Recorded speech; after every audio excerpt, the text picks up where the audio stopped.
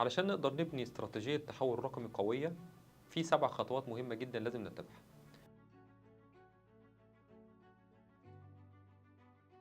أول خطوة وهي سبب التحول الرقمي. في كتير من الشركات بتفكر إن هي بمجرد ما بتدخل التكنولوجي في الشركة هي كده عملت تحول رقمي، أو في شركات كتير بتدخل التكنولوجي وبعد كده تكتشف إن التكنولوجيا اللي هي دخلتها في الشركة ديت مش مناسبة للشركة. سبب التحول الرقمي لازم يكون جزء من أهداف الشركة واستراتيجيتها.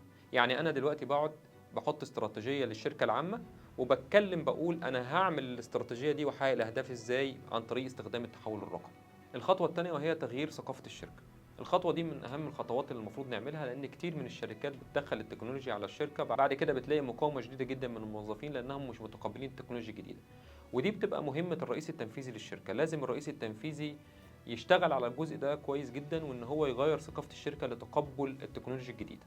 الخطوة الثالثة وهي ابدأ صغير ولكن استراتيجي. ده معناه ان انت مش لازم تعمل كل حاجة او تعمل تحول رقمي كامل في الشركة، ممكن تبدأ صغير، تبدأ حاجات بسيطة بعد كده تكبر مع الوقت. ولكن لما تيجي تعمل الكلام ده ما تعملوش بشكل عشوائي، لازم يكون بناء على استراتيجية محطوطة مسبقا بناء على اهداف الشركة.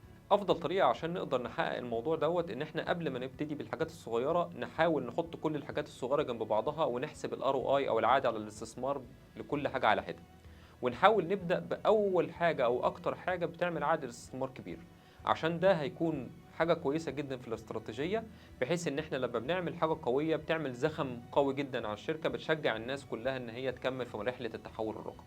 رابع خطوة وهي إن إحنا نرسم خريطة إزاي نقدر نختار وننفذ التكنولوجيا اللي إحنا عملناها. في معادلة بتقول إن إحنا لو استخدمنا تقنية جديدة مع عمليات قديمة بتطلع عمليات قديمة غالية جدا. العمليات معناها هو الانترنال بروسيس جوه الشركة. فعشان كده احنا لما نيجي نعمل الخطوه بتاعه التنفيذ واختيار التكنولوجي ما ينفعش ابدا استخدم التكنولوجي والعمليات او الاوبريشنز او البروسيس الداخليه للشركه ستيل لسه قديمه. لازم ان انا ابدا انظم نفسي داخل الشركه، اعمل بروسيس جديده وبعدين ادخل التكنولوجي عليها، لان انا لو دخلت التكنولوجي على بروسيس قديمه كده احنا ما عملناش حاجه، ستيل لسه بنعمل عمليات قديمه بس كلفناها تكنولوجي غاليه. خامس خطوه وهو اختيار الفريق والسيرفيس بروفايدر اللي هيشتغل معايا في رحله التحول الرقمي. من اهم النقط اللي احنا عملناها بعد ما خلصنا كل الخطوات الاولانيه هنبدا بقى ننفذ. التنفيذ ده هيبقى عباره عن ايه؟ عن طريق الناس اللي هتشتغل معايا في بروجكت التحول الرقمي. لازم نتاكد من كام نقطه نتبعها واحنا شغالين في الحته دي. اول نقطه، هل التكنولوجي اللي انا اخترتها والسيرفيس بروفايدر اللي انا اخترته مناسب لرحله التحول الرقمي بتاعي ولا لا؟ تاني نقطه، هل التيم والسيرفيس بروفايدر اللي معايا عندهم نفس الرؤيه والطموح لتنفيذ رحله التحول الرقمي؟ ثالث نقطه، هل التيم والسيرفيس بروفايدر اللي معانا عندهم امكانيه ان هم يمشوا في رحله طويله في رحله التحول الرقمي؟ لان طبعا رحله الديجيتال ترانسفورميشن مش رحله بسيطه، رحله طويله جدا بتتكون من مراحل كتيره ومرحله بتسلم مرحله. رابع نقطه وفي غايه الاهميه وفي كتير شركات بتقع فيها، انا دلوقتي لما هدخل تكنولوجيا جديده عندي هل هي مناسبه للتكنولوجيا القديمه اللي موجوده عندي، وهل اقدر اعمل انتجريشن ما بينها وما بين التكنولوجيا القديمه؟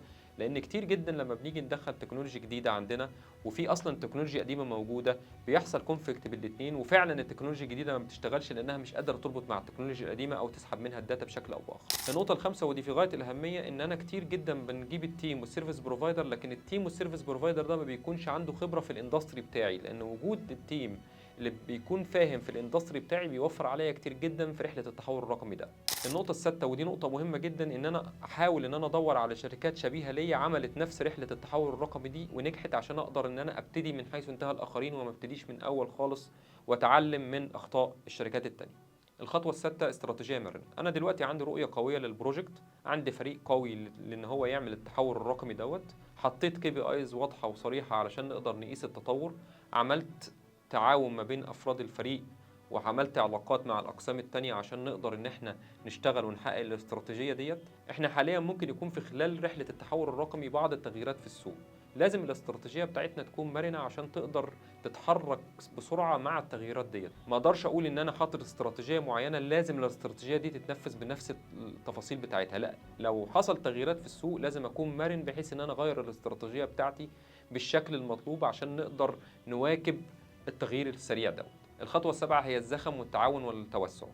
احنا بمجرد ما بنعمل اي مرحله ناجحه في رحله التحول الرقمي لازم نعمل عليها زخم المطلوب ويحصل تعاون ما بين الاقسام وبعضها.